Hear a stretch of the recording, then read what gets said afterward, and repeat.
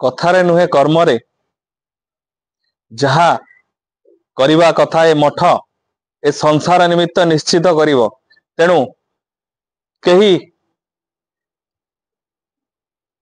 मानवर कल्पना अतीतरे बा कल्पना बाहरे कार्य एठारे होइथाय। तेणु भाबिबार सुजोग एठारे नाही। कोनोसी मानव जहा भाबी पारे नाही ताहा एठारे अग्रसर करा जायता। तेणु जेहेतु भावना रे नाही कही स्थान संबंध रे कल्पना करि परिबा नाही। ए स्थानर शक्ति संबंध रे कल्पना करि परिबा नाही। तेणु जेतेबेले आमे गोटे विराट कार्य करि थाउ सेथि निमित्त मध्य विराट शक्ति रे आवश्यकता रहता है। जणे मनीष चाहिले बा मनीषर शक्ति चाहिले से युग परिवर्तन करि परिबा नाही बा धर्मर परिवर्तन करि परिबा नाही। युग परिवर्तन हेबा निमित्त सही बड़ी शक्ति दरकार बा सही बड़ी दिव्य शक्ति दरकार, दिव्य कृपा दरकार। तो से बड़ी दिव्य कृपा एवं दिव्य शक्ति द्वारा ही समाज रे युग परिवर्तन होता है। आमे कईटा पुस्तक पुराण पढ़ी आमे भावंती जे आमे युग परिवर्तन कर दे पारिबा, किंतु प्रकृति रे युग परिवर्तन से बड़ी हुए नाही। युग परिवर्तन निमित्त स्थिरीकृत शक्ति माने संसार को आगमन करती, जहा को आमे माने कई ज्ञात होई पारंती ना, कारण आमर सेते बड़ चक्षु न थाए सेमानंकु ज्ञात हवा निमित्त। तेणु सेमाने निज कार्य को अत्यंत गुप्त भाव रे करी ए संसार चली जाइथांती।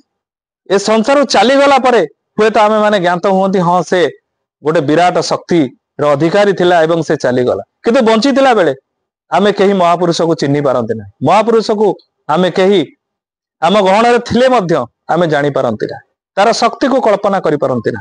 आमे समस्ते भावंती राम जने साधारण मनुष्य, राम भी जने साधारण मनुष्य थिला, किंतु रामचंद्र बा मर्यादा पुरुष श्री रामचंद्र जे आम भली जने साधारण मानव भाव रे लीला करुतले एवं तांको भितरे असाधारण शक्ति रहितला। सेही भली भाव रे जेतेबेले युग पुरुष माने लीला करिबा को आसीथांती से साधारण मनुष्य भाव रे आम मानक सहित सामिल होई साधारण भाव रे चली थांती एवं तांको अंतर्निहित शक्ति द्वारा से युग को परिवर्तन कर चली जाए। तेणु ए मठर शक्ति संबंध रे कहीं कल्पना करि परिबे नाही। तेणु अत्यंत गुप्त भाव रे युग ध्वंस लीला को अग्रसर करा जाउची। आगामी दिन मानकरे आपण माने निश्चित देखिबे जे किबळी भाव रे युग कार्य कर।